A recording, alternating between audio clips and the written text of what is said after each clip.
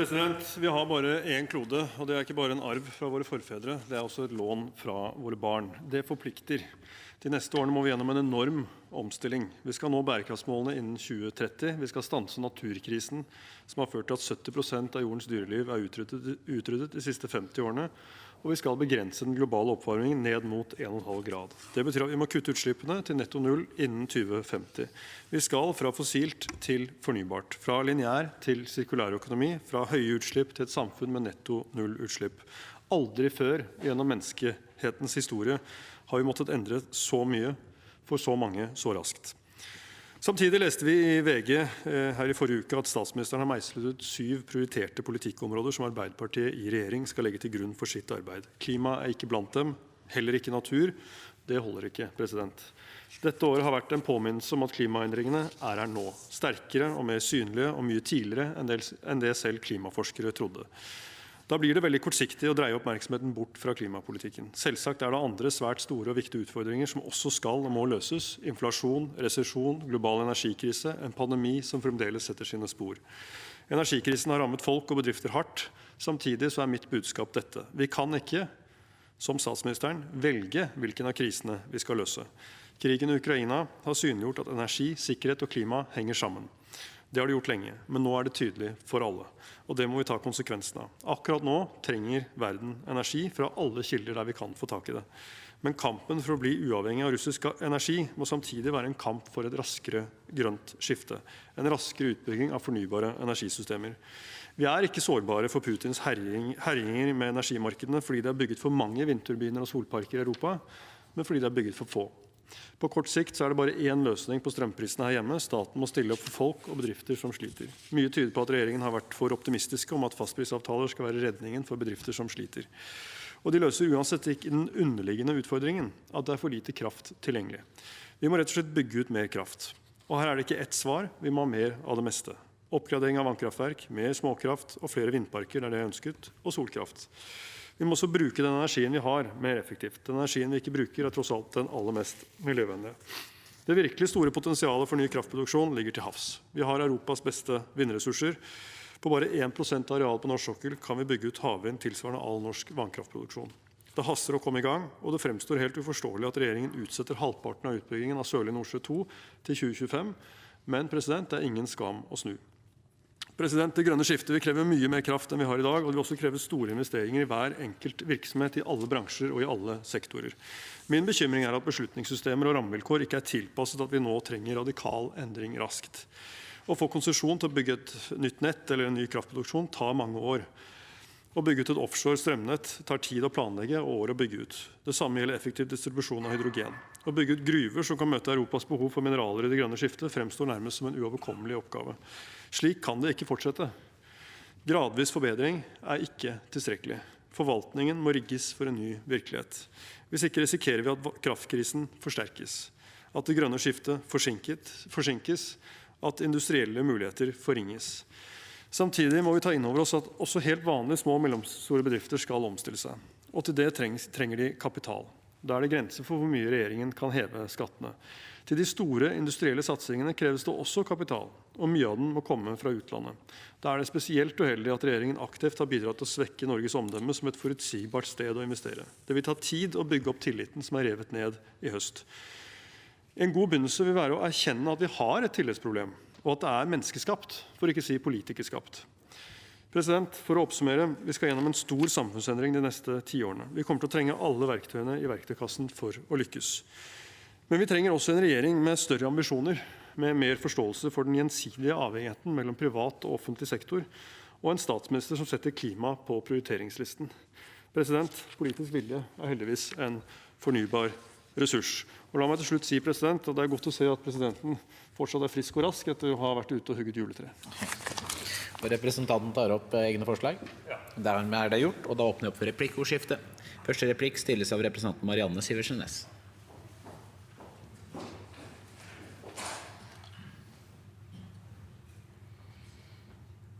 Vær så god. Jeg registrerer at Høyre i sitt alternative budsjettforslag har lagt inn hele 1,1 milliard i auksjonsinntekter fra tildeling av areal på havvind. Jeg vil tro at denne inntekten forklares med bygging av hybridkabel, Men det hadde likevel vært spennende å få en forklaring på hvordan Høyre har regnet seg frem til dette tallet. Det fellesskapet som skal gi bort flaskehalsinntektene, med den konsekvens at strømkundene på land må ta en større andel av regningen for infrastrukturen? Skal kraften selges direkte til Europa uten at vi her i Norge får nyte godt av økt produksjon? Og vil Høyre fjerne kriteriene i regjeringens forslag som sikrer industriutvikling, bærekraft og sameksistens i utbyggingen av Sørlige Nordsjø 2? Vi har tatt utgangspunkt i tilsvarende auksjoner i andre deler av verden, herunder også Skottland, og sett på hva som mulig å få til, lagt inn et veldig konservativt anslag for hva som auksjonsinntekter på et areal som Sørlige Nordsjø 2.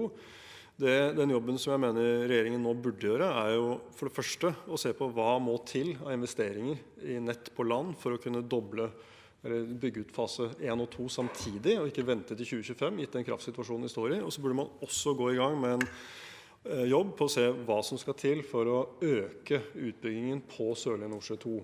Det mener jeg bør være mulig innenfor en forsvarlig ramme med sameksistens med andre næringer og ivareta naturen.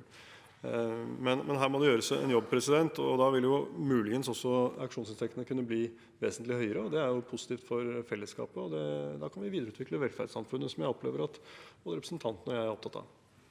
Neste replikk stilles av representanten Lars Haltbrekken. Nei, det ble ok. Beklager. Et øyeblikk, Haltbrekken, det ble litt endring. Neste replikk stilles av representanten Gro Anita Mykjåland, og deretter kommer Haltbrekken.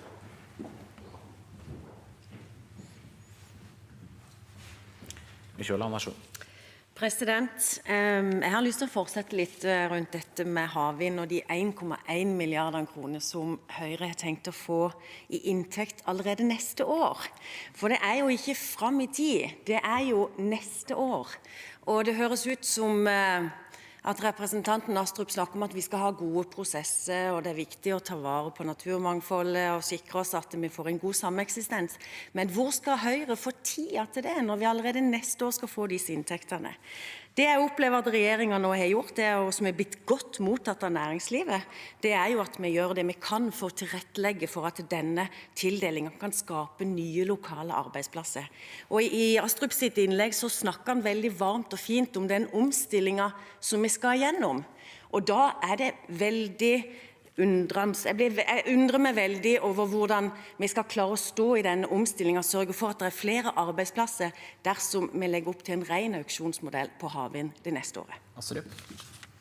Vi legger ikke opp til en ren auksjonsmodell på havvind, men vi legger opp på bunnfast havvind på Sørlige Nordsjø 2 til at det mulig å få auksjonsinntekter. Og det legger også regjeringen opp til. I forrige uke ble det jo sendt ut et høringsnotat med prekvalifiseringskriterier for Sørlige Nordsjø 2, men jeg merker meg at fra det representanten nå sier, at regjeringen åpenbart ikke har tenkt til å lyse ut og tildele disse arealene i 2023, og det jo selvfølgelig underlig, all den tid statsråden har lovet at det skal skje i første kvartal. Så vi tenker at det viktig at dette nå blir tildelt endelig i løpet av 2023, og vi har dårlig tid gitt den kraftsituasjonen vi står i, og derfor så det jo veldig synd at regjeringen har valgt å halvere ambisjonsnivået for Sørlige Nordsjø 2 på kort sikt og skyve halvparten ut i tid. Det ikke en forsinkelse vi trenger nå, president. Da neste replikk går til representanten Lars Haltbrekken.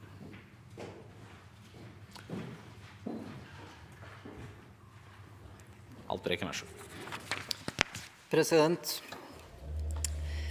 Vi midtveis i det store naturtoppmøtet i Montreal i Canada, hvor landene skal forpliktes til å ta vare på naturen og artsrikdommen der. Her hjemme så vet vi at over halvparten av de trua artene lever i skogen. Allikevel så finner ikke Høyre penger i sitt budsjett til en økt satsing på å ta vare på skogen og disse artene. Tvert imot, partiet finner plass og finner det betimelig å kutte bevilgningene med ytterligere nesten 8 millioner kroner sammenlignet med regjeringens forslag. Så mitt spørsmål, hvordan i all verden skal Høyre klare å innfri våre internasjonale naturvernforpliktelser når partiet kutter mer enn regjeringen i et av de viktigste områdene for å ta vare på naturen? Astrup. Jeg er helt enig i at skogvern er svært viktig, og det var en grunn til at vi under Solberg-regjeringen økte bevilgningene kraftig til frivillig skogvern. Dette var en utmerket ordning som daværende miljøvernminister Børge Brende fikk på plass, og som har vist seg å være en stor suksess. Så står vi i en helt ekstraordinær budsjettsituasjon, det er det ikke noe tvil om, og det var nødvendig å gjøre noe for å dempe det avsindige skatteøkningen som regjeringen hadde lagt opp til, og det betyr at det var også nødvendig å omprioritere noe på budsjettene. Og det er viktig også fordi at næringslivet nå må ha rammevilkår som gjør det mulig å nettopp omstille seg så raskt som klimakrisen og naturkrisen krever, og vi vet at er det noe som bidrar til tapt artsmangfold, så er det sterke klimaendringer. Og det å sette bremsen på for den omstillingen for næringslivet, det er det siste vi trenger for å nå klimamålene, og dermed også bidra til å begrense tap av arter. Siste replikk går til representanten Sofie Marhaug.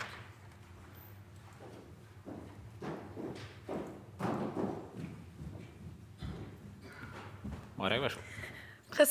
Jeg vil fortsette på samme spor som forrige taler, nemlig natur. Fordi det kan på mange måter virke som at representanten Astrup er mer som en revolusjonær enn som en konservativ når det kommer til natur.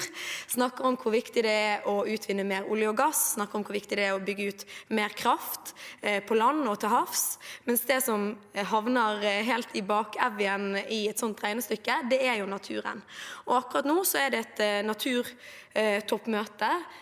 Vi vet at naturnedbygging er et selvstendig problem som forsterker klimakrisen, men som også er et problem i seg selv, som man ikke løser med å legge beslag på enda mer areal, sånn som Høyre legger opp til i sitt alternative budsjett. Så mitt spørsmål er om Høyre i det hele tatt har noen som helst bekymring for, og tiltak som monner, for å redde naturen. Astrup. La meg først si at representanten Marhaug og jeg er helt enige om at vi må ivareta naturen, og så tror jeg også vi er enige om at det er noen dilemma på veien. Dette er ikke rett frem, det er ikke enkelt, og vi vet for eksempel at vi trenger mer fornybar energi, og at det også kommer til å medføre arealinngrep, og det er viktig at det gjøres på en så skånsom måte som overhodet mulig, og at vi ivaretar naturen så langt det er mulig. Men der skiller jo på en måte representanten Marhaug og jeg i lag, fordi at representanten Marhaug skal få dette kraftregnestykket sitt å gå opp uten å bygge ut ny kraftproduksjon, og det regnestykket går rett og slett ikke opp. Mens mitt regnestykke går opp, fordi er det noe vi er ganske gode på i Høyre, så er det jo å regne.